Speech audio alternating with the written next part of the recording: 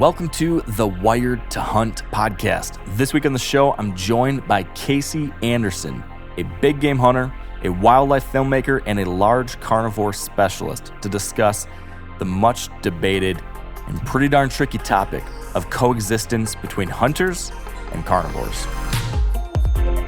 All right, welcome back to the Wired to Hunt podcast, brought to you by First Light.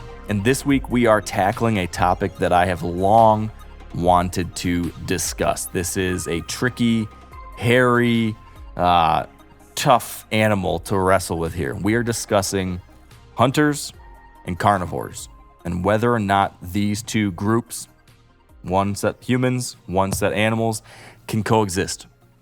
What are the challenges of living alongside large carnivores like bears, mountain lions, wolves? What are the realities that come alongside of that? What are the pros and cons of having these animals on the landscape? What are the risks? What are the benefits? What are the challenges inherent in trying to find some kind of balance in between? Because there are really strong opinions on either side of this issue. There are some who think that wolves and grizzlies are, God's gift to the world, and they're going to solve all of your problems, and they're going to cure world hunger, and they are angels, spitting rainbows and butterflies out of their butts. On the other side, you have people that think that wolves and bears and lions are the work of the devil, and they're going to destroy ranching, and they're going to destroy your opportunities to hunt, and they are everything that is making your hunting worse, right? There's some people saying that as well. There's some people who want to wipe grizzly bears or wipe wolves off the map. There are some people who say that we should never be able to hunt them and that they're the best thing in the world. The reality might lie somewhere in between. I would say, my perspective, and I'm leading you here a little bit with a preview of what's to come, but my take on the matter is that there is somewhere in between those two polar sides of this issue that deserves some time and attention and some discussion. And that is what we're going to do here today. And joining me, as I mentioned at the top, is a guy by the name of Casey Anderson. And he's someone who is very well equipped to talk about this topic because he has lived this from all sides. He is a hunter. He is a big game hunter. He's a bow hunter. He's chased elk and deer and all sorts of critters like that. He grew up in this world, in this lifestyle, so he understands our perspective. On the flip side, he is also an animal lover, just like many of us are, who appreciates these animals on the landscape, not just elk and deer, but also bears and wolves and lions. And he studies them and follows them and films them for a living. And because he loves doing that and is fascinated by them. So he sees the value in having these creatures out there too. So he's talked to the animal rights activists. He's talked to the hunters. He's talked to the people going to Yellowstone to watch for wolves, and he's talked to people in Montana where he lives about hunting wolves. He's seen all sides of this issue. He's explored it and discussed it with experts. He's lived it himself. And that is, I think, a really key thing here for this discussion, because he brings to this topic a perspective that is not just informed by reading some papers or by reading the social media comments or by listening to some other random person. His experience and perspective is based very much so on his on-the-ground experience, because over the last 30 plus years, he has traveled all over this country and world getting up close to and studying grizzly bears, mountain lions, tigers, wolves, big toothy critters that evoke all sorts of emotions. He's been up close to them, watched them for days upon weeks and years worth of time, seeing them, watching them, developing an intimate understanding of the reality of these creatures, how they live, the impact they have on the landscape and the people in the area. He's seen it all, the good, the bad, the in-between. So I wanted to chat with Casey today to explore this kind of murky in-between. What exists between the predators are horrible and the predators are the best? What's there in between? What's the radical center of this issue? And what can we as hunters do to better understand how to make sure there's a positive future for us and our hunting way of life and the critters that we like to hunt and pursue, but also for the health of the ecosystem out there that supports those animals, which does include carnivores in many cases. So that's the plan for today. That's the chat we have in store. I absolutely love this one. Casey is a wealth of knowledge, has a lot of great stories. He just launched a new YouTube channel called Endless Venture. I highly recommend it. It's very entertaining. By the end of this conversation, I guarantee you're going to want to go check it out. So I'm just going to preview it for you and tell you just go ahead and subscribe to that now, and then come on back, listen to this chat with Casey. If you have ever wondered about or been frustrated by or confused by or just simply intrigued by the challenges, the debates, the discussions you see online when it comes to hunters and the animals we hunt, and then how all that exists alongside stuff like wolves or bears or mountain lions or coyotes. If any of that stuff has ever popped up in your mind, you're like, man, that's a doozy, or man, that's frustrating, or man, I don't get it. This is the chat for you. This is one to listen to. So without any further ado, here's my conversation with Casey Anderson.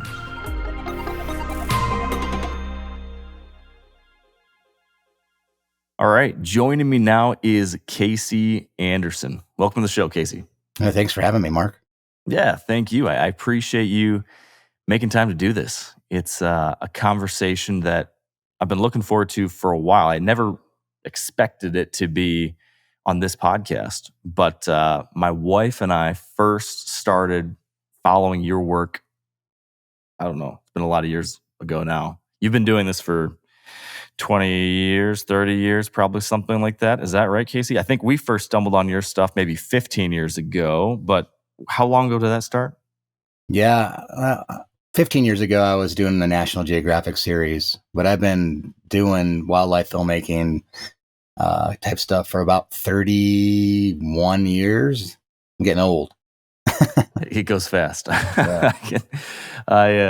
I can't believe that. 31 years. So Yeah. I think most people probably are familiar with you from that kind of stuff, from your National Geographic series, or you did some stuff on Animal Planet too. Is that right?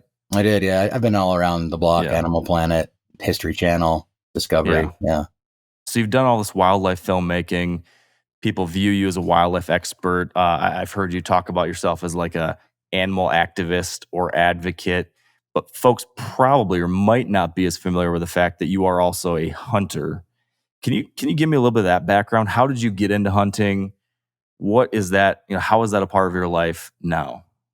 Yeah, I grew up in Montana. I was born and raised fifth generation. So hunting's been a big part of my family for a very, very long time. Yeah, I mean, I was hunting in Montana, going out with my dad since I could walk, and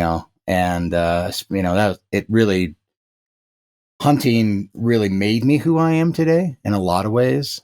As a tracker, looking for animals, being out in nature, even though we're pursuing elk and deer most of the time growing up, it's having those interactions and encounters with the other wildlife. It always left me a little bit curious, wanting to know more, especially the more elusive ones like mountain lions and grizzly bears, where you'd see them, maybe once a year or every once a decade, right? Or, you see their tracks. And so wanting to know more about them really kind of led me into trying to film and learn more. And funny thing about the filming, someone asked me like how I got into filming, and it did start in hunting in another way. I would go out and have these amazing stories and these amazing encounters with my dad, and I'd come back to the schoolyard and I would tell these stories over and over. And it got to the point where I had so many good stories that I think everybody thought I was full of it. And there's a part of me that started documenting this stuff just to prove that I wasn't full of it. Right. That's funny. Yeah. So I've always thought, watching, like Planet Earth or any other wildlife, focused film or documentary, you watch this stuff and you sometimes wonder, do these guys really know what they're doing? A lot of these folks, they kind of imagine someone coming from London or England or wherever it is over there where they've got the BBC studios where there's so much of this wildlife expertise as far as documentary making. And I wonder, like, these guys come over here to America and they're filming bears or deer or elk or whatever it is. And how often are they stumbling around half blind when you could take a deer hunter or elk hunter or someone from Montana or Wyoming or Michigan who's lived out here tracking deer or elk, and they could probably do a hell of a job finding these critters and filming these critters. Have you found that non-hunting wildlife filmmakers struggle a little bit more than folks like you who have that hunting expertise? Is there some truth to that? Oh man, totally, 100%. Yeah. Yeah. Sorry to any of my friends that are listening that are in that camp that are, but they know they are. You know, that's the thing. There's I would say a majority of the folks that you see on TV don't know what they're doing. Right. You know, they spend most of their time in the field and that's during these projects, right? So they're not they're not like rookies, but they don't have a lifetime of experience and definitely not generational knowledge. Yeah, I hate to pick on them. Usually they're a pretty face that shows up, and there's usually somebody who has had the experience off camera who's telling them all about it and leading, guiding them through the process. And but even me, man, I'll tell you, I'm go all over the world, and I'm the first to admit that I don't know anything about tigers or snow leopards. But what I've learned in Montana and Western North America, you can't apply that stuff. Mm-hmm. There's a bit of resilience you gain from hunting, but there's some simple tracking stuff you gain from hunting that you can't apply to other parts of the world. So you're not starting off from scratch, but being humble enough to realize that when you're in somebody else's backyard, listen, watch, learn. I'm always learning, and I love it. I'm always learning in my own backyard. That's the one thing. The more you're out there, the more you realize you've got so much to learn. Yeah. Never have it all figured out. I mean, I'm an open-minded dude. I never like to use the word expert because I don't think there are any yet. Mm-hmm. Yeah, that's the beautiful thing about hunting or wildlife in general. It's an endless road to walk down. You're never going to have it all figured out. For sure. Absolutely. Yeah. So you grew up hunting as a kid with your family. You fell in love with the pursuit of wildlife, studying wildlife.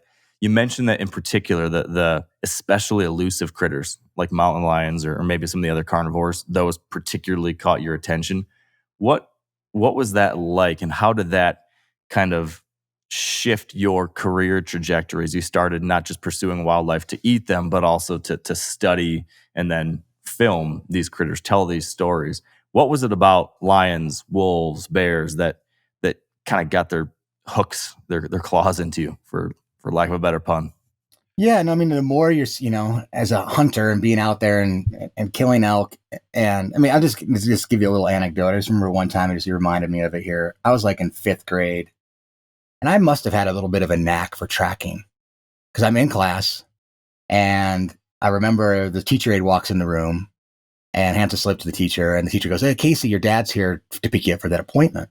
I don't remember this appointment, but I'm like, okay. So I go to the office, and there's my dad standing there waiting for me. And he says, "Let's go to that appointment." And I'm like, I nod my head, and we get out the truck. He goes, "I just shot a big bull with my bow. We got to go track this thing down. I lost the blood trail."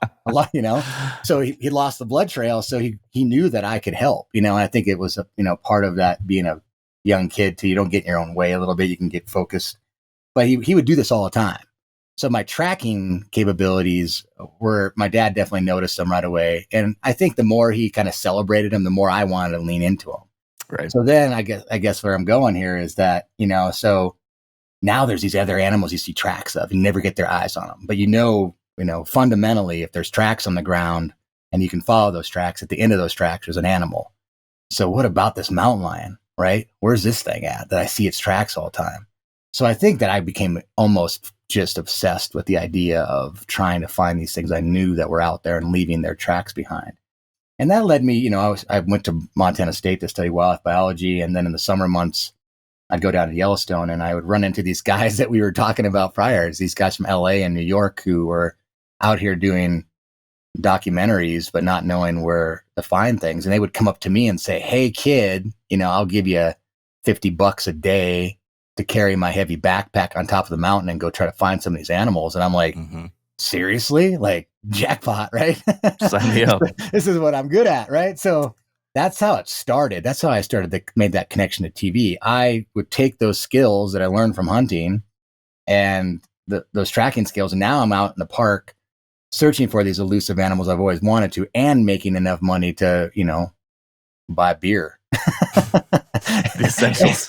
Yeah, so it was like, it's how it went down. And so that just metamorphosized into like, the producers asking me to do a little bit more, me helping them produce some of the story ideas. And then ultimately, just before my junior year in college, a guy came up to me and says, "Hey, I've got the series this launched. I need you to come along with me. I'm going to go all over the world and you're going to be my sidekick and help me find animals." And I'm like, yeah. And I never looked back. I never did. That's what I've been doing since then. So that's how it all played out.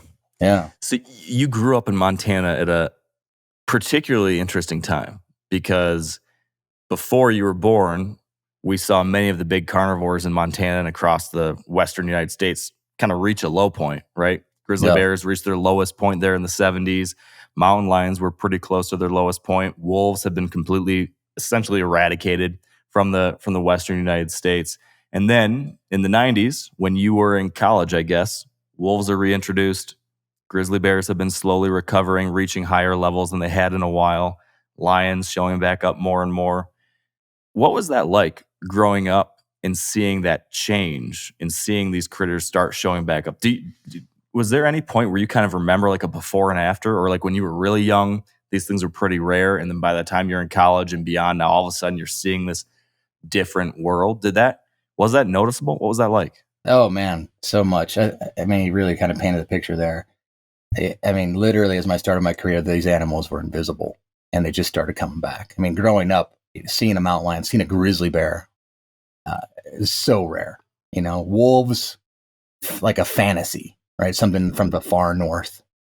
And then to be, one of the first projects I worked on, we snuck down on the pens when they had the wolves ready to release. We did a guy showed me a map. He's like, "Hey, I want to get some footage of this." And I looked at it. I'm like, "Well, let's just go in the back door. It doesn't close back there. It's going to take us about 14-mile hike." And he's like, "Let's do it." So we went back and shot some snipered some, shots of the wolves in the pen.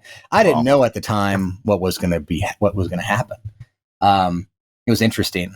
Even then I was so skeptical. I mean, half my family are cattle ranchers and, they weren't real happy about it. Right. So, it was interesting time. And then, as my career started launching, these animals were gaining ground and you see more and more of them. I mean, and arguably, in the early 2000s, the grizzly bears started popping up like crazy. You start seeing more and more, and it was interesting. And it actually had a lot to do with the launch of my career. I started going out there and having pretty guaranteed sightings and observations and opportunity with grizzly bears, and I was taking advantage of it. It's still changing. It is a very strange time to be involved in this because I've watched it go, like I said, from 0 to 100 in the last few decades. And now we're trying to make decisions of what we're going to do with all these animals, right? Yeah, and that's where all sorts of interesting conversations come up. And there's never been a shortage of controversy with these critters, right? I mean, before the reintroduction of even before all that, right? If we rewind the clock, you've got European American settlers coming across the country and encountering gray wolves and grizzly bears for the first time, and pretty quickly not wanting them around, and then over the next 100-some years, essentially getting to work eradicating them, and then they're rid of them.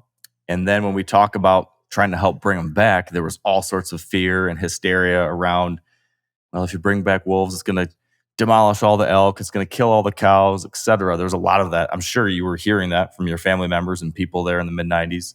And then wolves were brought back, and grizzly bears have been protected and slowly have been returning. There's still a lot of that talk today, right? There's still a lot of people who say, well, the wolves destroyed the hunting here, or the wolves are destroying our ability to make a living on the land. What's the reality been from your view? Like, you've been in the middle of it. You've lived a lot of it. You have friends, I'm sure. I've heard you talk about friends who are elk hunting guides and friends who are wildlife viewing guides. So you've had people who've dealt with this from all angles. What's the reality on the ground been? Have we lost all the elk? Has it become impossible to raise cattle? Is it something in between? Or is it the Disneyland story that some folks also say where it's, wolves are just, shooting out rainbows and butterflies from their butts and saving all the world's problems? What's the truth? Yeah, I appreciate the question, man. And I can only tell you the truth from my truth, right? It's the truth is it's very gray and somewhere in the middle from what I see. I actually go out and try to find wolves all the time. It's hard. It's hard, man. Wolves aren't everywhere. They're hard to find. I see results of them being out there. I definitely let's just take some kind of a metric here. Let's take elk. Elk's a great one because I grew up hunting them. And there was a heyday in the 90s, before the wolves, early 90s, man, there were elk everywhere. Everybody, all my friends were out shooting them, all the guys that couldn't hike up a trail a quarter mile were getting a bull. All right. So if you look at it in that aspect, it was easier to hunt elk. But do I think the ecosystem was healthy? Probably not. It was healthy for an elk hunter, but it wasn't healthy holistically. Yeah. I think that in some level, and I've talked about this, I've killed my biggest bulls lately. I feel like there's bigger bulls out there than there ever has been. I mean, I remember in the early 90s, you can go out there and you'd see like 100, brush heads in a day.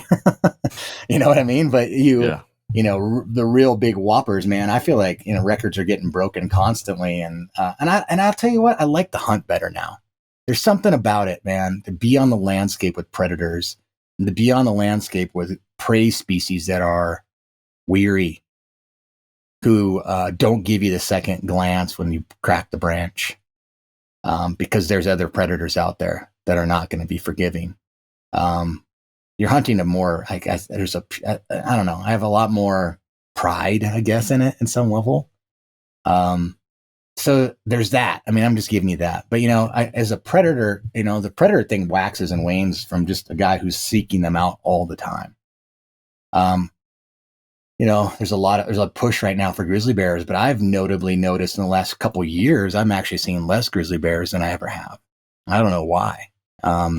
Maybe they're changing their habits. The only wolves I've seen in the last couple of years regularly have been in Yellowstone Park. And there's parts outside the park where I'd see wolves all the time, but I think they're getting weary too because they are getting hunted and they're very hard to find. And not an easy animal to hunt with a camera or a rifle. So it's all changing. I think there's that mix between humans and predators is evolving, and they're changing their habits. Even if there's more on the landscape, they're just getting more weary. Period. Yeah. That's what I'm seeing. So let's say you're at a diner or some bar in Paradise Valley or Livingston, or maybe you're traveling, you're over in Minnesota checking out the Boundary Waters or something, and someone's sitting at the bar next to you and they're talking about this very topic. And let's say they're a hunter and they're saying, man, we used to have good deer hunting here up in northern Minnesota, and now I can't hardly see a deer. It's because of the damn wolves. Or you're there in Livingston and someone's talking about, the elk hunting's not like it used to be in the 90s. Wolves ruined it. What do you say to someone like that? How do you carry on a conversation? What do you try to share with them, given your experience? That's pretty unique compared to many. First thing I do, Mark, is I listen to them because they're living their own life, and animals, they all have their own values out there. And, I empathize with anybody who's lost livestock and not seen as many deer around their tree stand in Minnesota or whatever, man. I do, because I think that there's change on the landscape. I'll listen to them, and I don't ever disagree or push back or try to preach my agenda. I don't have an agenda. I think the main thing I try to do is help them understand the importance of a healthy ecosystem, and that includes predators, a balanced ecosystem.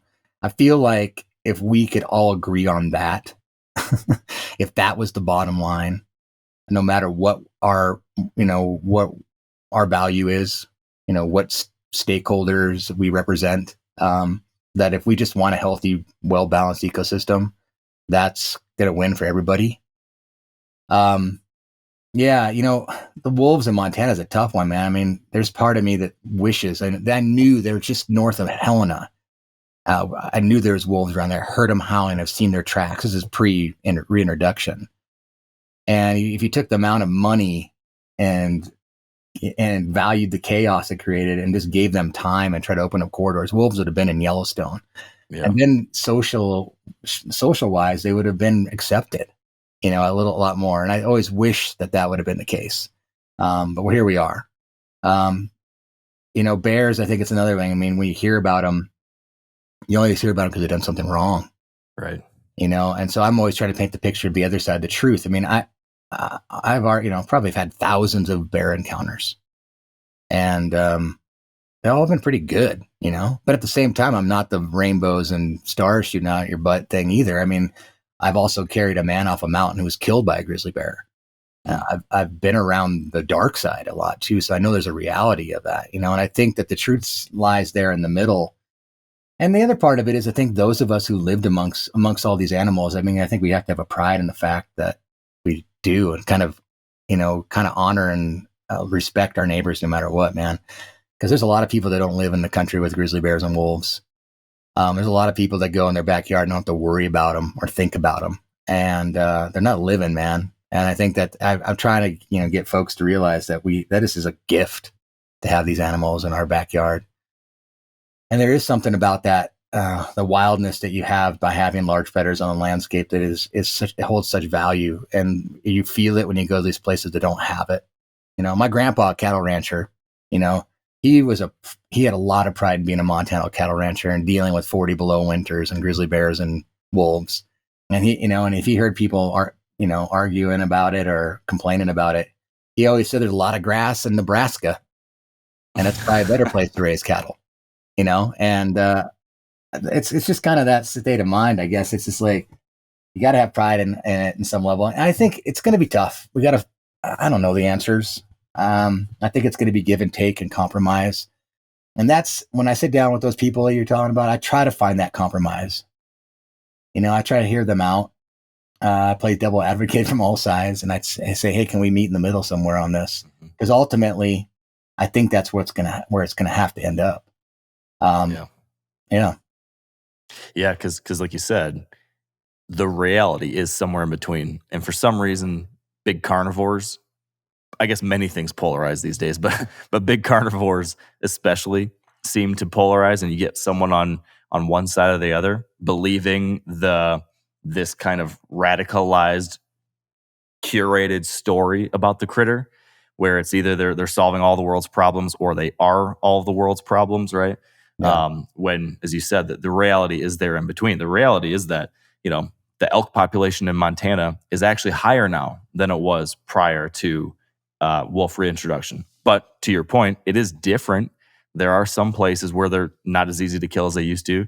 I've got a good friend of mine who I went on a wolf hunt with last year, kind of studying this, talking to people about this set of issues. I went on a mountain lion hunt, I went on a wolf hunt, and I went wolf watching and exploring Yellowstone, trying to talk to as many different people as I could to understand this set of topics from these different perspectives, right? And the fact of the matter is that, yes, like wolves have impacted prey populations in some places, in some localized places a lot. But at the same time, they've not destroyed it everywhere. They've not ruined hunting. They've maybe just changed behavior or shifted locations or, rebalanced populations in relation to the habitat. Maybe we're closer to where they maybe should have been at one point, but not as many as some hunters would like, of course. Another thing is that, and like I'm sure you've seen this and heard this 1,000 times, predators are very easy to point a finger at. Like they're an obvious thing to say, oh, that's the problem. When in reality, the truth is much more nuanced, right? Oftentimes habitat related things and human development related things, and all that is impacting, prey populations. But you layer on top of that, then yes, there is some predation happening, and then that's going to seem even more serious. And then like wolves are a lot easier to get mad at than the fact that I'm building a new house and you're building a new house and your buddy's building a new house, and habitat's changing and et cetera, et cetera, et cetera, right? That's a harder story to wrap your head around. That's so right on, man. It's so right but then on. But then on the flip side, then you've got the same thing with, folks who live in New York City who love wildlife and who watch all the nature documentaries. They watch all your shows. They watch everything on Netflix and Discovery Channel and whatever, and they do a couple nice posts on Twitter or whatever talking about how much they love animals. But then they think that ranchers are horrible because they're upset with the fact that wolves are killing some of their cattle, or they hint that hunters are horrible because some of us are frustrated sometimes with the impacts. And so I think to ignore either one of the realities, the fact that there are challenges with predators, but at the same time there are real values to having them. Like there's truth to both sides of that, and ignoring either one of those sides, puts you in a place where you're just not seeing truth. You're seeing this kind of kaleidoscopic view that's all painted one color. And that makes it really hard to ever find a solution. Like you said, right? The Man, solutions probably lay there in the middle. well said. That's all well said. No, completely. And I find, because I have the responsibility, and you're in the same boat. We're talking to people, and we have a bunch of people listening to us. And I find myself more and more these days trying not to preach to the choir. I try to reach across the fence and pull folks in the middle. I tried to, I just did a thing about bear spray versus bullets. Yeah. I try to be very honest about it, showcasing both sides, not preach, let people make their decision about what they want to use for bear defense. And I know that, and I nicknamed them, I used this before, but the Jethros and the Moonbeams. Those are the extremists, right? The Jethro out there. I'm sorry to pick on your name, but they're the ones who are going to push the button and eliminate all the predators. And then the Moonbeams are the ones, like you said, they have some spiritual connection during a full moon. They have some vibe, and they love all the predators. I may never get their ears, but there are a lot of folks in the middle that listen to both sides and they don't know which one to be on. And I think that, giving them the right information and talking to them about the things that you just mentioned, most folks listen, and most folks are pretty smart if you lay the facts out in front of them. And they'll make some pretty good decisions. And I think we got to resist the extremism. I think we just got to say, no, we're not going that route anymore. We're tired of this polarization. It ain't working. Yeah. It's broken. So it's time let's find this compromise in the middle. And a lot of people I have some friends, man, on both sides that look at me and call me a wimp for picking that middle ground. And, I'm sorry, man. I guess I'm a wimp, but I think that's the way forward. Well, I've liked to refer to it as this, and I think I heard you say the same thing or something like it. It's like the radical center. It's kind of radical now to be in the middle. Yeah. And I think that actually takes maybe the most boldness these days, is to resist falling into this, well, you're in this camp or this camp. Resist that. That's the easy choice, to be like, oh, that's my team, and I'm just going to follow them for wherever they go, whatever they say. It's a lot harder these days to carve out your own path somewhere in the middle and maybe pick a little bit from both sides and hear both sides and consider different ideas. That's a tough path to hoe. But yeah, and I think we got to make that team strong, man. I tell you, I go to a lot of the Fish Wildlife Commission meetings they're listening in, at the very least. And it's the Jethros and the Moonbeams that show up and talk. They're the loud ones, man. They're the squeaky wheels. And that radical center that that needs to exist, they don't show up. And we need to show up. The radical center needs to show up, and we got to talk, and we got to represent. And honestly, most people, especially in Montana, that's who they are. They just choose not to speak up for some reason. I don't know what it is. Yeah. You talked about earlier how you like to kind of push back on the kind of, I'm struggling to think of the word I'm trying to say here, but you kind of push back on the obvious things. Like if you're talking to someone on one side of the issue, you'll kind of give them the devil's advocate perspective. And then if you're over on the other side of the issue, talking to folks over there, you'll give them the other side and kind of, push back on both. So we kind of pushed back a little bit on the idea that, large carnivores are destroying wildlife and destroying hunting and destroying ranching. There are challenges, there are localized impacts, but all the studies have also shown that, it's not cataclysmic. On the flip side, though, then there's also the moonbeam story. In Yellowstone, for example, right, there was the reporting and the studies that came out, 10 years after reintroduction about the ecological impacts that wolves were having. And there was the eventually social media posts and films and videos talking about how wolves change rivers and all the different things like that, like the trophic cascades story and ideas. And then, I don't know, 10 years ago or however long it was, then new studies came out saying, well, that's not quite right. There's actually other things that are impacting, beavers and grassland production, all this kind of stuff. So maybe the wolves change rivers thing isn't everything that it was that those stories told us. And when that all came out, what I heard from my community, from hunters, was jumping on that and latching onto it and saying, wow, all that stuff was a load of crock. All the trophic cascade stuff is baloney. Anything like wolves and bears aren't all, everything that the crazy California Disney World people said. Get rid of them, right? That was like the Jethro reaction to the news that the trophic cascade story was a little bit more complex. The Jethro reaction was, that means it's BS. Yeah. Again, the truth is somewhere in the middle from what I've learned in my research is that there is something there, but it's a little bit more gray. This is a very long-winded way to get to a question. Sorry, Casey. Yeah, I know. I'm following you. My question is, can you speak to what the reality is of the positive impact of having these animals on the landscape? Because you mentioned this earlier. You mentioned like, hey, there's importance to having a balanced ecosystem. There's importance to having wolves and bears and lions on the landscape. It's easy for someone to say that. It's harder for someone to understand that. Can you help us understand, what does that mean? What does that look like? And was the trophic cascade story a load of crock, or is there some reality there, but maybe just not as simplified as those videos and early stories made it seem? Yeah, it was some pretty good propaganda from that side. Like you said, I think that at first it did appear that it was something that made sense, but I think you're right. It's a lot of gray there. I think that part of it's true, but there's a lot of other bits and pieces that are missing from that story that actually add to that, what's happening in the change, like you mentioned. I was going there. So what have I seen on the ground? Do I think wolves had created a more vibrant ecosystem? Yes. It's a short answer is yes.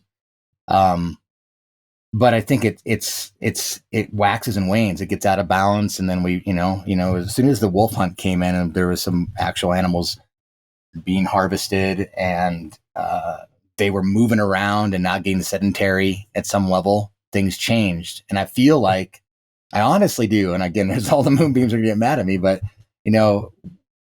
there's a couple things that happened there. The actual ecosystem seemed more vibrant. Everybody was a little bit more happy. And what do you mean by that? I mean, I was like, yes, like we got, like I've got friends that hated wolves 10 years ago and now love them because they love hunting them so much, right? And and 10 years ago, if they could push the button and all the wolves would disappear, they would have.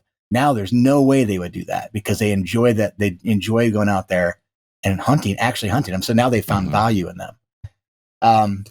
Yeah, there's not a many elk on the landscape. It's harder to find antlers in some of these spots where I used to go find them laying around everywhere and during the shed season. There's a lot of things like that, but there's more. I see more diversity of wildlife, especially mesopredators.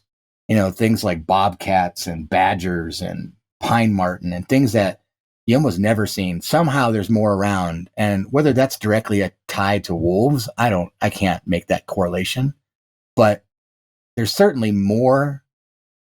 It's more vibrant, more variable than I've ever seen it. More closely to pure. The other thing is, the more we curate the wild, we're just domesticating it. If we take predators off the landscape, we have a bunch of ungulates kind of being lazily around, and we're one step away from putting fences around them and we call them cows. But when you have predators on the landscape and they're shaking things up, you can see it, you can feel it. There's just something about every animal is just a little bit on edge, living life a little bit more alive. And I think that's something to consider. We can continue down the road of, and let's be honest. I mean, the more regulations and the more taking predators off the landscape and all that stuff, we're one step closer to Europe, and go there and go walk around the wild and tell me how awesome it feels. Yeah. And I think that, the next step is what we have down in Texas, and so I think that we got to look at it and realize that those animals are doing something to make it better and keeping and maintaining the wild. I'm not a biologist. I'm not out there measuring things and stuff like that, but I can just feel it and I can just see it. And as a person who's out there pursuing multiple species to film and wanting and finds value and seeing them and their interactions with each other, I'm seeing it more than ever. And I'm sure it has to do with having predators on the landscape. Yeah, that's interesting. I feel like that is so much more relatable, I think, for people than a biological study that says, well, because wolves are back on the landscape, it reduced the amount of time that elk spend on this patch of habitat by 15%, which increased grass production by 22%, which led to more birds on the more birds in the valley and slightly less pressure on willows and aspens, which eventually led to more beavers on the pond and yada yada yada. Like all of those things might be true, and it seems like there are these cascading effects that when you insert or remove an animal from a natural ecosystem, it has this set of ripple effects on everything around it. Everything's connected in some ways, right?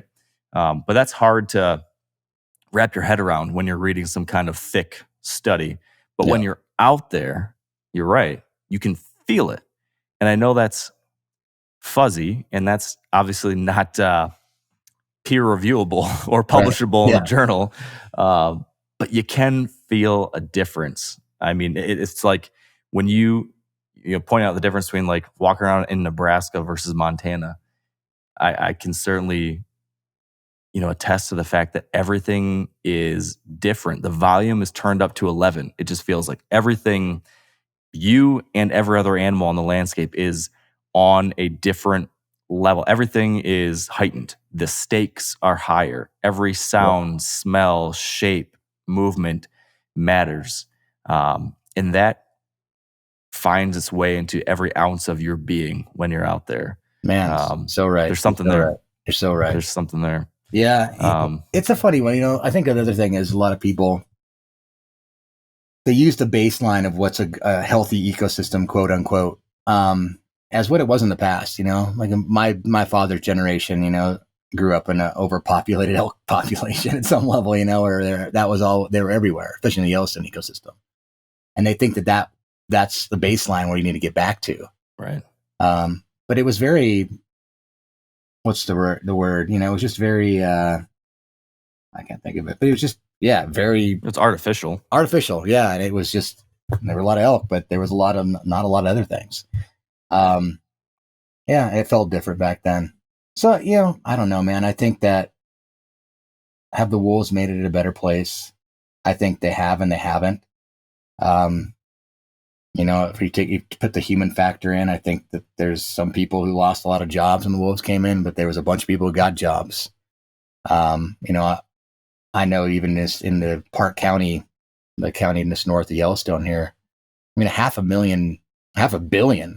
million go into tourism. And a lot of that's just to come see wildlife. And it's ever increasing. And I think that, a lot of people are celebrating the diversity of wildlife that we have here that include wolves and grizzly bears, because that is a big draw why people come here. But they also come here to see everything else, and everything else is here because of those wolves, and those grizzly bears are here too. It's hard. It's like you're saying, it's easy to connect those short little dots, right? But to look big picture, and let's look 30 years, 40s, 100 years. I mean, nature works in thousands of years, right? Not these short-term things. And are we doing something good? It seems like we're on the right path. But I do think, these predators need to be managed. And that's the bottom line. We live in a world that is greatly influenced by people. It's habitat fragmentation. We're leaving our mark, and if we just left everything unmanaged, it would be a catastrophe. So it's getting the other side to realize that that's part of the equation. That's very tough sometimes. But I think more and more people are starting to come around. Yeah. So let's continue down that line. There's the reality of the situation, if we're willing to look at things that, like you just said, management is needed. There are all these different ways we're influencing wildlife now that require that we maintain being a part of it, right? Maybe if you turn back the clock you have to turn back the clock a very, very long ways, 20,000 plus years if you want to see what North America was like before humans were here. But we've always been a part of it, but less so maybe than we are now. So maybe 20,000 years ago or 10,000 years ago, we had a lighter touch, and huge populations of carnivores existed on the landscape with huge populations of herbivores, and they are able to live in balance. But now, to your point, there's all these different things going on. Having both of these things out there is important, but there are all these human elements too. And part of managing wildlife now is also managing wildlife people relationships. And sometimes that is just as important for the future of a species as the actual numbers on the ground, right? So to your point, when wolf hunting wolves were reintroduced, there's a lot of anti-wolf sentiments from hunters and ranchers. But then when wolf hunting was opened back up, you mentioned that it made a lot of people happy on the hunting side, right? Folks all of a sudden had a sense of agency. They felt like they could do something about it. They could get out there and chase these critters and maybe impact things a little bit the way they'd like to see them. But at the same time, it's still managed. There were still quotas. It was still regulated. So you said something that confirmed a theory I've always had, and I'd love to hear more about it, which was that I've always thought that by opening a hunting season, by having an open, carefully managed and regulated season for a carnivore of some species, it actually improves the long-term prospects for that species. Because yes, there will be some taken through hunting, but it increases support for that animal because now you have a new constituency that has a reason to value that animal. So you said it perfectly with wolves, right? Because now there are some folks out there who used to hate wolves, but now they're okay with wolves or even like wolves because they've started hunting them. They feel like they have some control. Maybe they've developed a relationship with the species in a different kind of way now because they've spent time out there looking for them, studying them, learning about them. And all of a sudden you have more people that want that critter around. Maybe not at the same levels that a anti-hunter or just an animal activist wants, but they still want them around. I think mountain lions are a great example of this, right? Some of the most kind of like profoundly involved advocates for lions in America are houndsmen, lion hunters. For sure. Yeah, absolutely. So is there, from your perspective, do you think that holds? Does that hold water? Is that something that, we could make a case to the larger environmental crowd? Like, hey, this is actually going to help wolves in the long run. This is actually going to help lions in the long run. Could this help grizzly bears in the long run? That's very contentious right now. Could you expand on that a little bit more? Yeah, I mean, the bottom line is that if the majority, or even more than half of the majority of the people don't want the animal there, that it won't be there. Changing the value, quote unquote value, for an animal in the perspective of people changes a lot. And you said some things that I think are really important. I'll try to touch on, but so once an animal becomes able to hunt, the value changes. Now it's a game species. It's an animal that you can go out and enjoy being out in the outdoors and in pursuit of. You, like you said, you have that connection that you feel like you're actually doing something to potentially save the elk or whatever you're worried about. Yeah. And then again, what you were saying, I think is the most important, is that when you're on the landscape with these animals, now you're hunting them and you're learning about them and you're pulling the veil off them a little bit as you learn about them and observe them. You start to understand what they really are. Mm-hmm. And I think that, like I said, once you understand who these animals really are, then you can actually have a real perspective of their place in the ecosystem and their place in the world. Lion hunters, houndsmen, man, it's a great example. Like I said, right now, there's houndsmen, especially in the state of Montana. There's a kind of a big push to reduce the lion population. And the houndsmen are they're the biggest animal advocates out there right now. I mean, they're like, hell no, we won't go. We're going to draw the line. And it's all based in real science, In fact, a lot of the science is from these houndsmen, because they're the only ones out there looking for cats. They're the only people out there that have any idea how many of them are out there. They've got their finger on the pulse of these animals. And I think that you see that with even bear hunters in the north and Alaska and stuff like that. They're the ones that have the actual pulse on these animals. And if there was a quota that got too high up there, they'd be the first ones pounding on the doors of the congressmen saying, no, we're not going to go there. Mm-hmm. So moral of the story is if we can collectively all have value in these animals, and again, the common goal is that we want them to be healthy on the landscape, because you can't hunt animals that are not healthy on the landscape, and you can't photograph animals that are not healthy on the landscape. If that's the common denominator and we're all fighting for it, then the animal is going to thrive long term, and everybody's going to be happy. And I think that's what we look for. It's pulling back. And here's the thing, like with grizzly bears right now, and lions and wolves. I mean, it's all of them. As soon as you introduce fear into the management, any emotion, or lack of fear, any of these, as soon as you introduce emotion into wildlife policies and decisions, it goes wrong.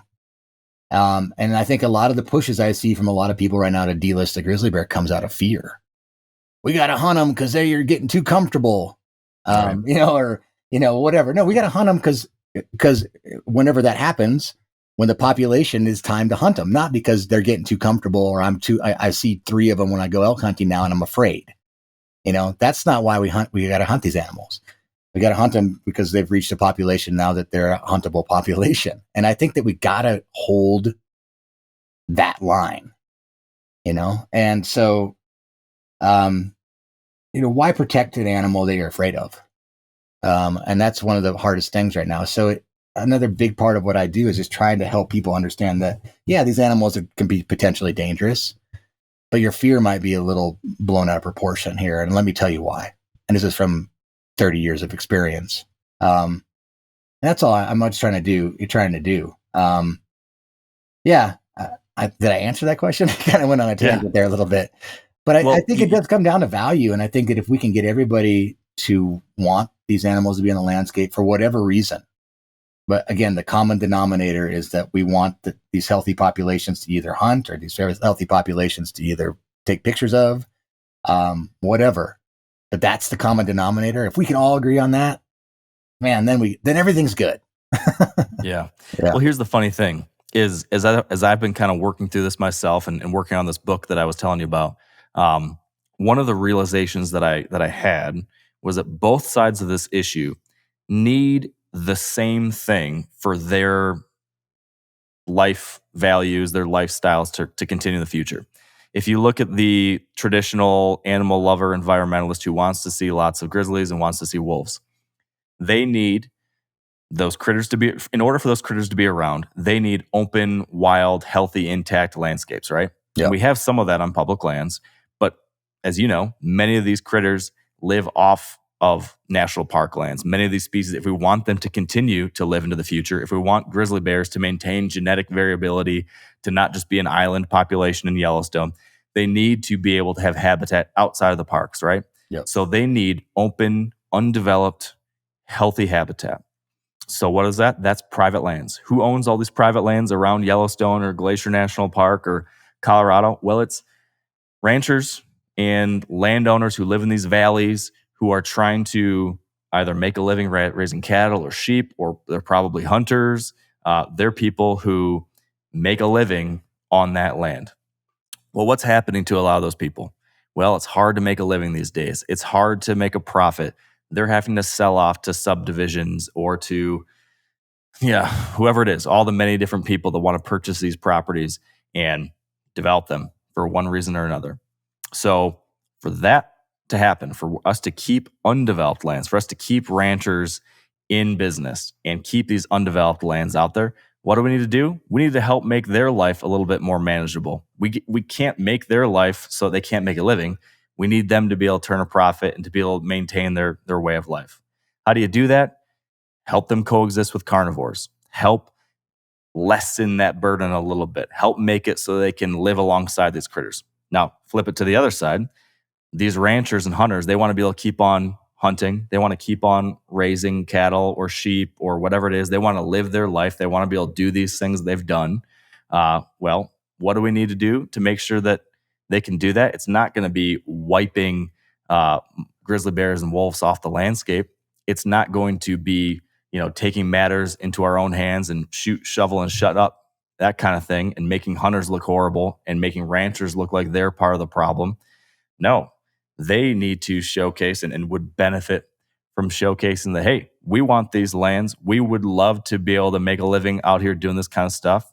Maybe there's creative ways to make a little bit of money from fee added to national park passes. Maybe there's, all these different like habitat leasing programs, ways that we can, compensate folks who are bearing the burden of having this wildlife on their property that's benefiting them and everyone else around them. So I think there's ways that if we look at what's needed, which is healthy habitat, open landscapes, you need that to hunt. You need that to be able to see wolves. You need undeveloped, intact places. You need that to ranch. You need that for grizzly bears to spread out to where they are. We all want the same thing, but the only way we're going to get it is by kind of realizing there's some compromise in the middle that we need to make. And that we have to understand the two different perspectives a little bit and give and take a little bit here and there to finally get that stuff. Because we can't do it by ourselves, right? We need everyone kind of pulling in the same direction. Does any of that make sense? I'm kind of just, I'm laying all of my ideas on you. You're singing my song, man. You're singing my song. Everything you said is so accurate. I once said one time, like, ranchers, man, are it's the greatest. They're the greatest thing for wildlife right now. I mean, it really is. I mean, without them, wildlife would be in big trouble. And people have got to connect the dots and make that realization. These wide open spaces under a threat of development. I've watched my family sell off their ranches and 30-acre parcels here and there to development over the years. And it's hard, but it's because it's a hard living, and it's people aren't supporting it. Yeah. Are there ways in my backyard, we're working with ranchers here who are willing to let all animals on their property. We're trying to figure out ways to mitigate conflict. There's a lot of innovation with AI and different technologies right now that are really moving the needle. And there's going to be a time, I think, that people are going to realize. I feel like people are moving that direction, that these wide open spaces are super important for everything, and that we need to maintain them. And how can we make them sustainable? And it's through acceptance. It's through taking them through these technologies. Yeah, no, you're preaching my gospel by all of that, man. I think Kenyon Anderson for 2028. I don't know. Let's go. I think it's good. I mean, because I think that this is a narrative that not a lot of people it's not speaking loudly. But I really do. I think it's common sense solutions. I talk to ranchers that are like, they want the help. Sure, there's the shoot, shovel, shut up folks, like you said, out there, but they're going extinct, man. They really are. I think a lot of these younger folks that are taking these ranches over, they see that they can raise cattle through the summer months, hunt in the fall, and then take those same people out and show them wildlife through the winter. They can double dip, triple dip, right? They see the value of these animals on the landscape. I mean, some of the best documentaries I've made, mountain lions, wolves, and grizzly bears have all been on private land. It's some of the greatest habitat out there. I'll give you another example that I've seen firsthand. This is ridiculous, but it's true. I've seen some spots where cattle have overgrazed in areas, and some thistles popped up, and then in the spring, the voles love to eat thistle root, and the bears come in and hammer that area. And I've seen, and it's in a very specific time where the bears are mating. So you see these large congregation of grizzly bears on the landscape going to these cattle ranches, mating, and then to actually bolster. And the grizzly bears are actually populations getting bolstered by being on cattle ranches. And I always wondered, is there an aspect of that that's kind of emulating something that happened with the bison? Who knows, right? I think we just got to dig into all these things and figure out what's working, and we got to make sure these large spaces still remain, because if we lose them, we're in trouble. Yeah. So another thing, like, and again, you are helping me here, like, pressure test some of the things that I've been trying to like put into words. So I'm getting an unpaid service out of you here, Casey. No, man, thanks. I appreciate this conversation a lot. One of the best I've had. Well, yeah, me too. This is stuff like I've been thinking about for so many years, and it's really hard to articulate it though in like a social media post, right? Because these Yeah. things are complex, they're nuanced, they they resist simplification, right? Yeah. So I've always thought, man, I need a big place to really put it all out there, and so that's what part of this book has become that I've been working on. And one of the things that became very apparent to me, and I've always thought it, is going back to like what our values are for our community, the hunting community. Um, One of the things that's very valuable to us is the ability to continue hunting well into the future, right? It's very easy to get folks fired up about defending our rights to hunt, right? That's an easy thing for us to understand. We need to maintain our rights and privileges to hunt. Well, what is that dependent on? That is dependent on public support because we live in a democracy where the majority rules, and you know, if eventually the 96% of the nation who doesn't hunt all of a sudden not, what's the word I'm looking for here? Stop supporting what we do, we're in trouble. Yep. There will be ways to lose our rights to hunt if we lose that public support. So this is a long-winded way of saying that we need to be careful about our PR. We need to be careful about how we present ourselves. We need to be careful about how the larger community looks at hunters and the value that hunting provides, right? Now, one of the best ways we've done that, the hunting community, we've always liked to prophesize to the world that we are the best conservationists. We're the original conservationists. We're the real true, hands on the ground, hands in the dirt conservationists, right? We do a lot of good stuff. And there's a lot of truth to that. Tons of truth to that. But if at the same time we are saying all that, some hunters are also driving around with pickup trucks that say shoot a pack or smoke a pack a day, or shoot, shovel, and shut up, or posting pictures on social media with a illegally shot wolf hanging by a noose, or different things like that I've seen.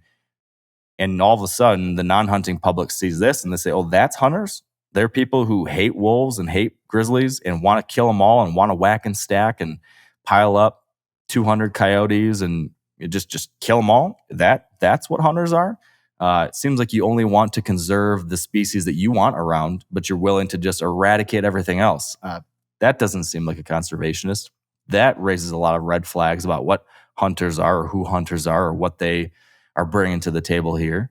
I've always thought that this predator hate crowd, which is probably it's a bad apple, a few bad apples within our community, but they can be a loud community. They are really self-defeating. They are really hurting our ability to maintain our rights to hunt in the future. They're not helping hunters by killing a bunch of wolves and talking about it in this way. They're actually hurting our future because of that. Have you seen that? Have you thought about that? Have you experienced any of that? What's your take? Dude, I tell you, you and I have the same mind. Yeah, 100%, man. I think that they may be doing the most damage. I really believe that. And I've said this before, and I've got a lot of people come back to me and say, no, gun rights folks and animal activists like PETA are doing the most damage. But I don't know. I don't think so. I think that we all know what they're doing.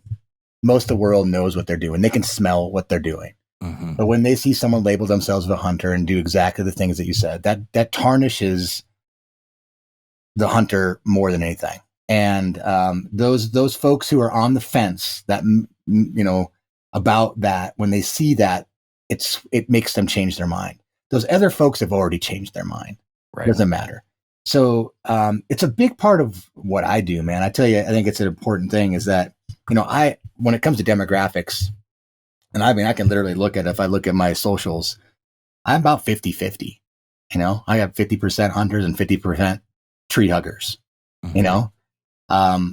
And sometimes I'll honestly I'll do a little bait and switch, man. I'll put something up and I'll pull in some hunters and I'll throw out some heavy, fluffy stuff to them, and then vice versa.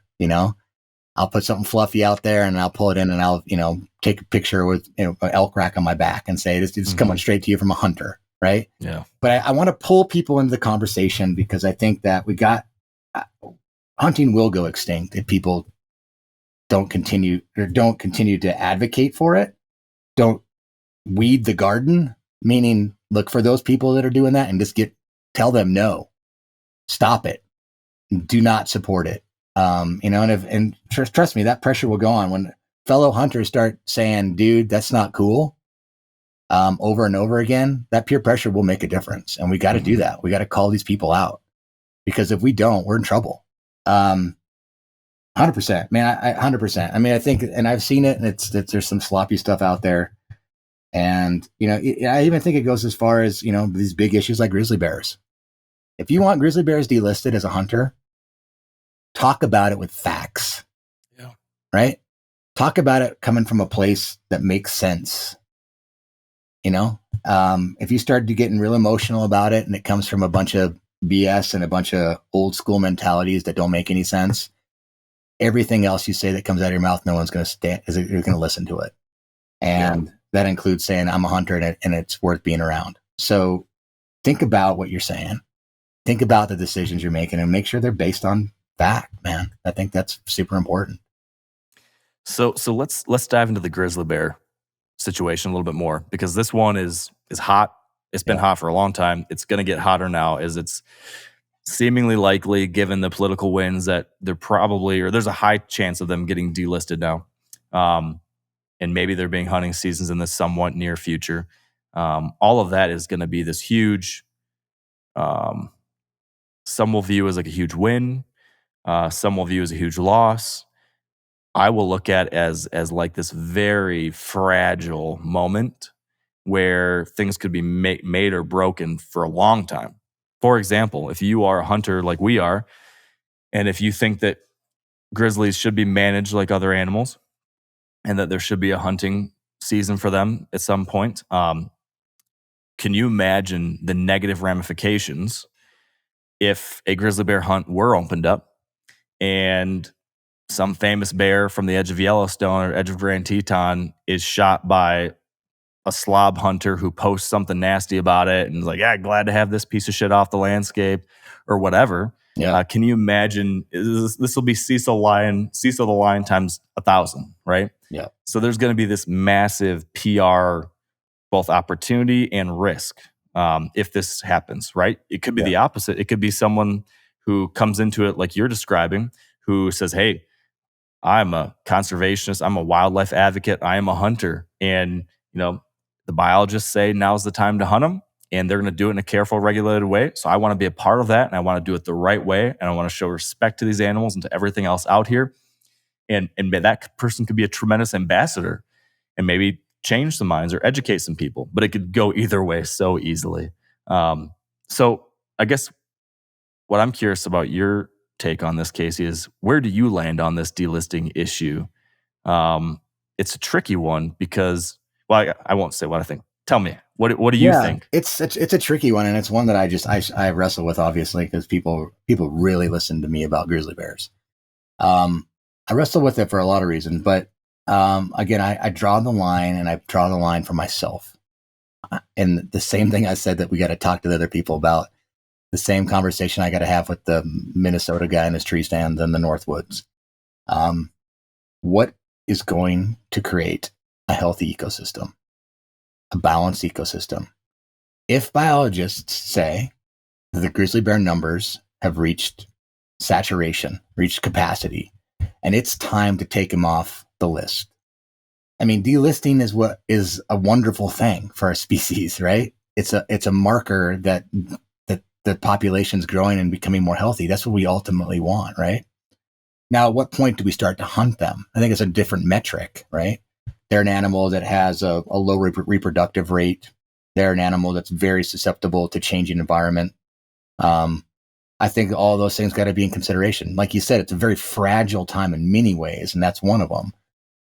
I think Montana, I've heard they're going to wait 5 years no matter what to really get the finger on the pulse of what the grizzly bears are doing before they even think about hunting them. I think that's great. I think that's smart. I think the fact they put a number on it like that right off the top shows that they care in some level. But then, how many can we hunt? What bears are we trying to hunt? I think it's a lot of stuff like that. And I think it's important that, these are biologists that are making this decision that don't have an agenda. I always like this idea of kind of a committee of biologists that may be on a little bit both sides of the fence, kind of really balance it out. Because, no matter what, when these decisions are made, there's always everybody's got a little bit of a twist, a spin, no matter what. It's just being a human, right? You have a bias, right? So I think you get is an unbiased of folks at the table that say, okay, it's time, green light, right? And then, man, I mean, that's my take. What do we want? I mean, what do we want with grizzly bears? We want grizzly bears to be on the landscape in a healthy population that can get along with people and coexist. And if that requires hunting to manage, then that is a great thing to do. And that's the bottom line. Do I think that we're ready for it right now? I mean, right now there's a lot of other management things that are going on with wildlife that I think, wow, they're really having a hard time figuring this out.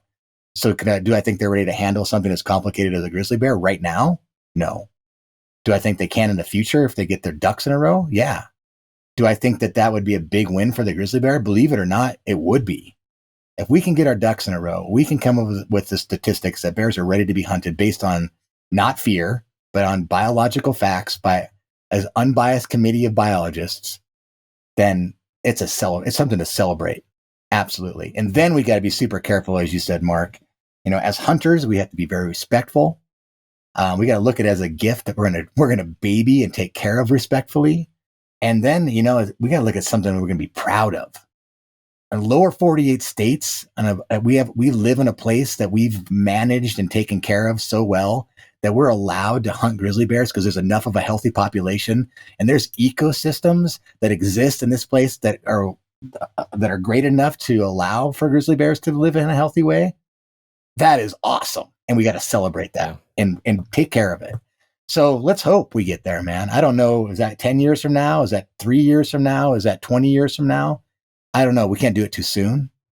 I think we got to be very careful with that. And I think as hunters, we got to respect that and realize that. Let's not do this too soon. Let's not jump the gun because we're a little bit afraid of these animals when we go out there. Let's not jump the gun because we're really bad at making elk cow calls and a bear comes in like it's a predator call. Let's just do it the right way. Yeah. There's so many angles to this one, and so much of it, like you said, is wrapped up in emotion on both sides of the issue. For sure. On the side that wants to hunt grizzlies, you mentioned the fact that some folks want to do that because they think we need to reinstill fear in the bears. There's too many of them out there when I go elk hunting. They're dangerous. They're a threat. Can you just expand on that side a little bit more? Because you've spent so much time with these bears yourself all over the country. You understand them more than almost anyone in the country, probably. Should I be afraid of grizzly bears out there? How much would hunting change or not change that? Yeah, I appreciate this. I want to talk about this because it's a good one. I've thought about this so much, and I've been in places where there's bears that are not hunted, and I've been in places where there's bears that are hunted, and I've been in various places where bears have different relationship with people. Here's the bottom line. The bottom line is that bears are not out there to look. They're not looking for people to kill and eat them. Okay, people need to get that out of their head. Has that happened? Yes. Can it happen? Yes. But it's getting struck by lightning twice kind of statistics there. Why do bears attack people? Let's think about that. Let's break that down from behavioral way. The fundamental baseline behavior why a bear attacks people is because they are afraid of them and they see it as a perceived threat. Now, I'm going to throw this out there on the record. When we are allowed to hunt bears and there's people actively pursuing them out there and taking shots at them, we are going to see an increase in attacks. And it's going to be twofold. There's going to be a lot of reasons why. There's going to be more people on the landscape actually putting themselves in bear scenarios. There's going to be bears that are wounded and that are going to be acting in survival mode, and they're going to get people. And then there's going to be an increase of bears afraid of people on the landscape. And the way that grizzly bears specifically, deal with things that they're afraid of, two things. They either run away or they fight or flight. Right. And one thing about the lower 48 grizzly bear is that it chooses fight a lot more than a lot of other bears do. So do I think that making bears more afraid of people is a good thing? Not necessarily. Not in the way that most people think it's going to, because I think that is the very reason why they attack you. Yeah. And you know what? Dead bears don't teach a real bear. Quick. Yeah. Yeah. Before you go any further, how many times have you been in close encounters like this with grizzlies? Because I want to make sure people understand this isn't just like a random person saying this kind of stuff. No. You have been in close contact in these types of situations dozens, hundreds of times? I mean, What's that? easily hundreds of times. I've been charged by bears at least a dozen times. No, more than that. But I've also charged bears probably more than that, more than I've been charged. I've bear sprayed bears 7 times. But I'm a unique guy. I go out in the forest and I'm actively pursuing grizzly bears, often with the wind in my face, sneaking up on them to close the gap so I can get close enough to get a good shot of them. I spend time with them. I mean, I have, again, hundreds of encounters, and most of them bears run away when they see me. But in places that they're not hunted, let's take like Katmai National Park. Bears walk within 10 feet of me and don't even look at me. They just don't care. You're not a threat. They don't look at you as food. They don't look at you as threat, and they just leave you alone. They look at you like you're a fox or something on the landscape. They just don't care. But when we start taking shots at them, they're going to care. And I think that, some are going to run away. Some are going to get more afraid, and some are going to use that flight part of that response more. But there's going to be those ones that are going to feel like they're in a corner, and they're going to be extra afraid. There's going to be a little bit more fight. So that argument doesn't hold water at all. And I wish hunters would stop using it, because there's no statistics about that anywhere that I've seen. And from my 30 plus years, or almost 50, if you look at it from a lifetime standpoint, I've not seen any evidence of that being true. So it's just a bad argument. And I think it's part of one of those arguments. Like I said, stop saying it, because it just makes you look like you don't know what you're talking about.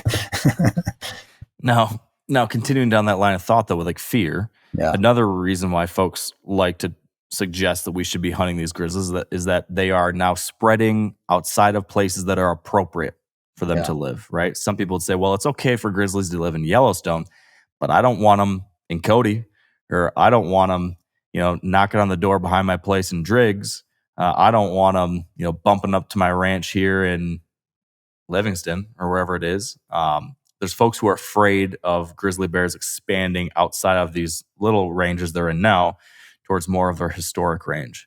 There's places like the interior of Idaho, that have been designated as a recovery zone for grizzlies that have appropriate habitat that still don't have bears, because of the fact that they just haven't been able to connect back into there consistently enough.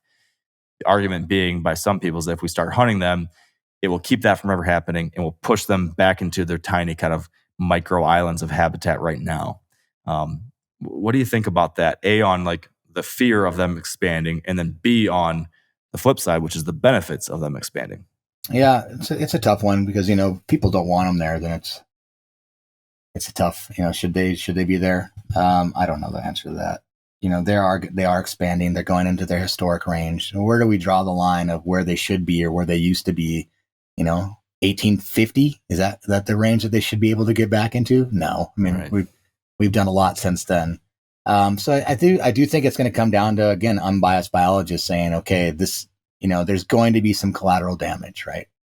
Let's just use the eastern Rocky Mountain front right now. We're seeing a massive expansion of bears pushing off the front Bob Marshall Wilderness area out into the flatlands. And there's a lot of ranchers there that haven't had to deal with grizzly bears. And it's scary to them. They don't know what to do about it. But simultaneously, there are grizzly bears now moving into habitat that's completely suitable for grizzly bear and will benefit from having grizzly bears on the landscape. Should we allow that happen if a few people are going to get mad, but it's ultimately going to make hundreds of thousands of acres a healthier ecosystem? I don't know the answer to that. It's a tough one, man. It's a tough one. I would love to see, go out in the Missouri River breaks and know that there was grizzly bears running around. But I'll tell you what, most people that live out there don't want that. So maybe they shouldn't be there then, if most people out there don't want to be. I don't know. Public land, it's like, if it's public land, again, I think it's got to come down to unbiased biologists kind of figuring out what's best for that land and what's best for the ecosystem. I can't give you a hard answer on that one, Mark. Well, that's fair. It's a hard one to answer. Yeah. a lot of this, I think, comes down to value, like you talked about earlier, and in either demonstrating the value that they provide already, or finding ways for them to create value in different kinds of ways. So, for example, with like a rancher, a private landowner, the public, you or I, might say that we benefit from grizzly bears being on their way towards the Missouri Breaks because we know that that's going to, in some ways create a more healthy, holistic environment and ecosystem. We would like to know they're out there, maybe see them. How do we make sure that the rancher that lives next door is getting value out of that? Well, maybe it's by compensating them in some kind of way for the presence. Like I know there's programs out there in eastern Montana around the American Prairie where they have programs where if you get trail cam pictures of certain wildlife on your private lands nearby, they'll pay you for that. There's habitat leasing programs down by you in southwestern Montana where folks are being paid for the presence of elk, or by doing certain habitat practices that would be beneficial to elk or bears or wolves. They're going to compensate the rancher, saying like, hey, we know you're bearing a burden of housing this public wildlife on your land, and there's some challenges that come with that. So we're going to find ways to help make this financially valuable for you too. Or like I mentioned earlier, you've heard about one of these ideas that's like, hey, let's add a wildlife fee to every Yellowstone admission price. So you add another $10 to every time someone comes in on a bus into Yellowstone, and that $10 from 4.5 million people a year all gets put into a fund, which then gets shared with adjacent landowners to help compensate them for the challenges that they are bearing in there being elk or bears or wolves or whatever. I wonder if there's more creative ways that we can find to help make these animals valuable to people, whether it be by allowing hunting, so it's valuable to you in that kind of way, or with financial reimbursement or whatever it is. But we need to make these things a win-win-win for no matter which side of it you're on. Right? Oh man, that's so spot on. I think that we got to look at those things. I think I've heard, even here in Park County, I'm part of a group called the Wild Livelihoods Business Coalition. And we've talked about that. We've got a big portion of those 4 million people going through Park County down to the northern gate of the park, and they're spending money, bed tax and, all that stuff. And could there be a little bit of that chunk, a percentage of that goes back and does help out these folks that are basically harboring wildlife and keeping these ecosystems intact? I think that's a great idea. Again, it changes the value perspective. But overall, it's a win-win-win. And again, I think that maybe that's the platform that the Kenyon Anderson 2028 that we run on. at the very least, I need to drag you along on my book tour. Yeah. But no, dude, it's such a smart. I love it because let's be honest, man. You hate to bring up economics when you talk about wildlife, but it's the way the world goes around. And if that's the value is actual money, then that's the value. And it's just the way it works. And that's okay. And I think people would sign up for it, man. People who love wildlife, get a little bit of money to help them out. Hunters can buy tags, right? Can the non-hunters do something similar? Just go buy a tag. And it's and it supports these initiatives that I think there's a lot of people out there smarter than me that are figuring these things out all the time. And let's just do it. And let's make it cool. I mean, I hate to use that term. It's so simple. We got to make it cool, right? It's got to be something everybody thinks is awesome and believes in. And all the silos are all got their thumbs up about it and saying this is good. I think that's what we got to do. And having this conversation right now is a big part of it because there's people listening, and those people that are listening can tell the same story to other folks, and we can make something happen, move the needle. Yeah.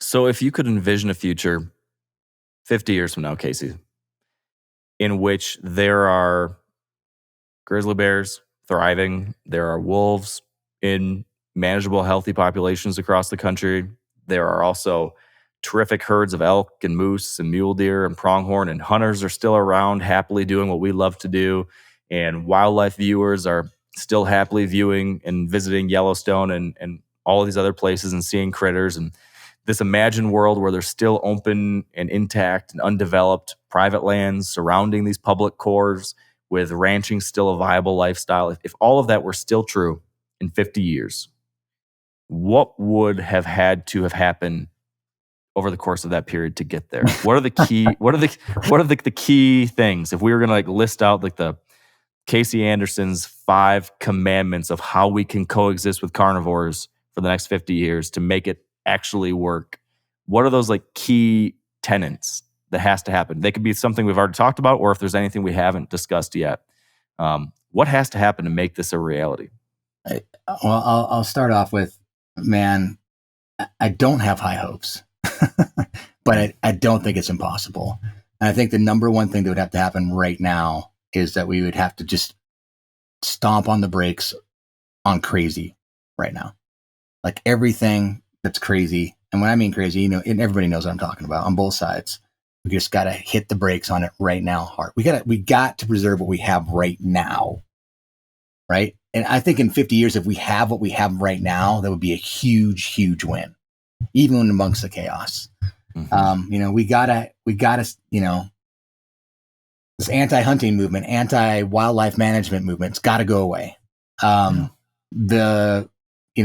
Eliminate 40% of the mountain population in Montana without even knowing how much of a population of mountain lions we have kind of mentality has got to go away. Yeah. All the wolves off the landscape. We don't need wolves in Montana. They're bigger wolves from Canada. All that stuff got to go away. Wolves should not be hunted. No predator should be hunted. That's got to go away. All that's got to go away. And I think so. The biggest thing is we just gotta. It's guys like you and me, man. That's why it's such an honor to be, part of this podcast and part of the greater MeatEater world. And it's like, MeatEater's doing it. I think you gotta keep talking. You gotta keep communicating, because most people who are making these decisions for the world to be the place that you spelled out in 50 years, don't know, simply are ignorant to all of it. And ignorance it's not their own fault. It's just that there's no one telling them, right? There's not grandpa who's a hunter telling stories anymore. Mm-hmm. They're not listening to this. They're listening to crazy. And so we got, the main thing is going to be communicating all this stuff and having these conversations regularly and recruiting people to believe. And it's continuing to have biologists on the landscape who are in this day and age are keeping their finger on the pulse by the microsecond and changing, they might have to change things a couple times a year to keep up with it. That's what it's going to take. And it's going to take listening to each other, right? You and I might not agree on everything, but we're willing to sit down in a conversation. I actually think we might agree on everything based on the conversation, but you know what I'm saying? Yeah. I think that, we got to all talk. And I think it's important, not just preaching to the choir. I think all that's very important. I got 3 little kids. I got a 3, a 5, and a 7-year-old. And I look at them and I take them out on public lands and like others. We got to fight for public lands. We got to keep those things, not 1 acre we can give away. But yeah, back to the kids. I take them out there and I just think, I hope that you get to have the childhood I did, and it's scary because it doesn't look like it's going to be that way, but it can be if we can hit the brakes on crazy, just say no, and help the other ignorant people who don't understand what we're fighting for understand. And I think that's it, man. I don't know, because I think most people, when the facts are laid out in front of them, and it comes from a place of logic, people make the right decisions. Mm-hmm. They really do. But most people are just not hearing that. Yeah. Yeah. Folks are so divorced from the natural world, so distant from it. I think the life that you live or the life that I live is pretty unique these days. Yeah.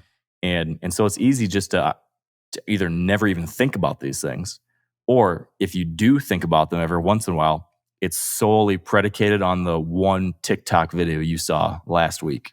Yeah, or exactly. The sensationalist headline that got posted because of some crazy thing on Instagram or whatever, right? Yeah.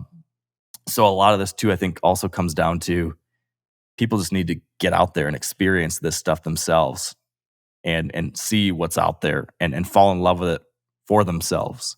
Because I feel like oftentimes that is like the initial barrier that has to be broken before you can ever get someone to really engage with these ideas in a real way, or let alone get them to advocate in any kind of way, right?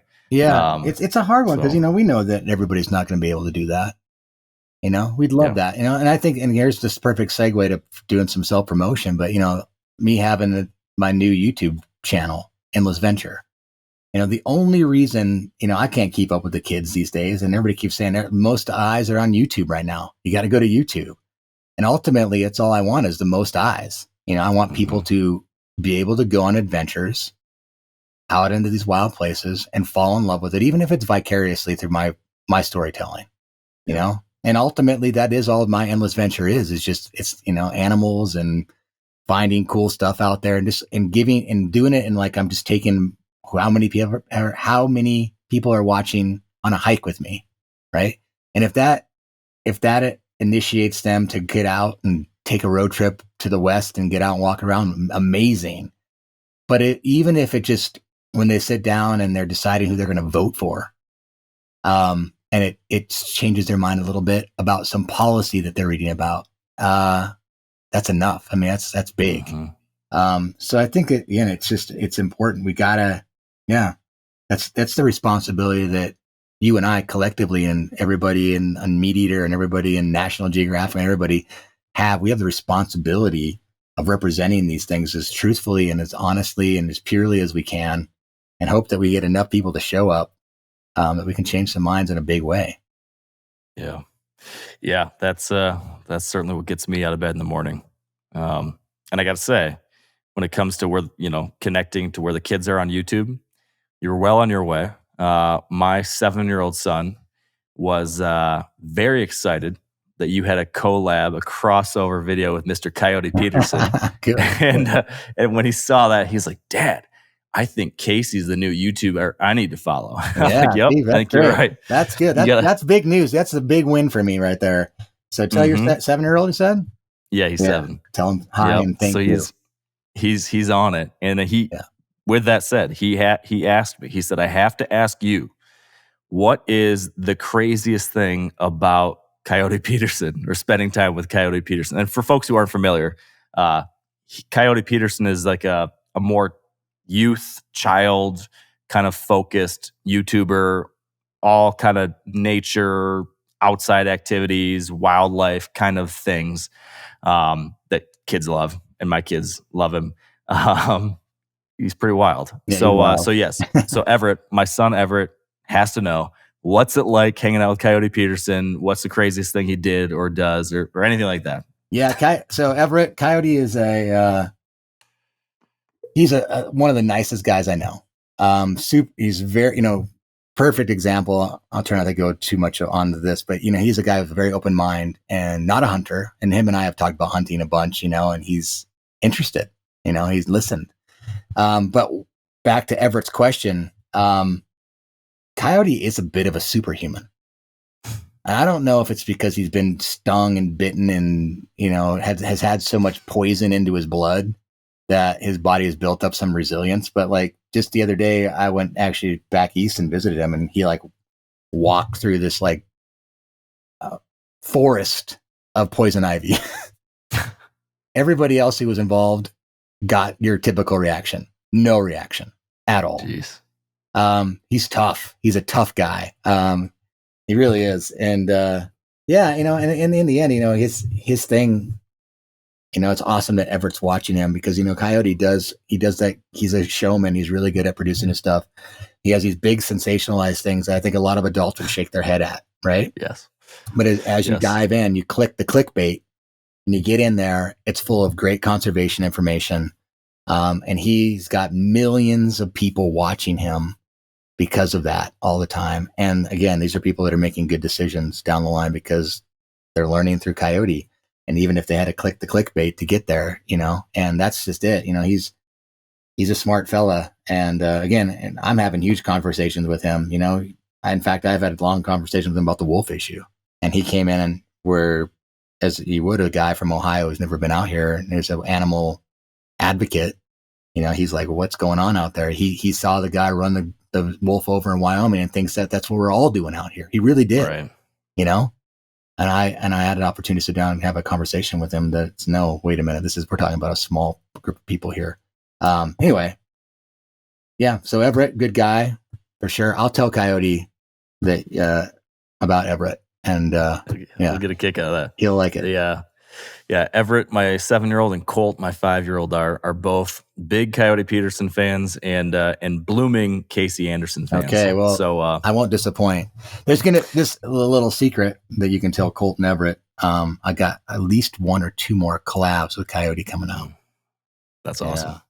They'll be stoked. So on that note, then, Casey, you alluded to it a little bit, but give folks the full picture. What's Endless Venture all about? Where do they find this? What can they expect to see? Tell me all about it. Yeah, Endless Venture is just exactly kind of like the title. It is my endless ventures into the wild. So over the last 50 years of just being a kid in the woods, right? And I've done it professionally, but I've always just been a kid in the woods. And so it's just going to be more of that. I've met so many cool people over the years. I go back and revisit stories that they've told me. And, I'm just doing things like I wake up in the morning and go, what do I want to go do that is going to be exciting? And I just make an episode about it.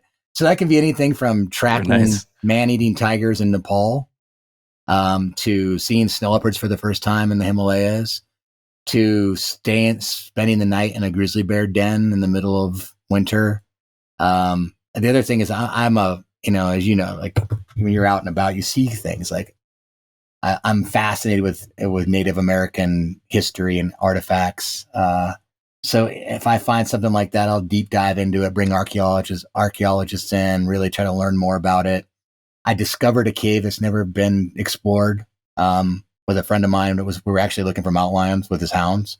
We found this crazy cave in the middle of nowhere, and now it's almost a mile of unmapped cave that we've found that we're totally documenting all this. So it's just being something you can relate to, everybody can relate to that run around the woods.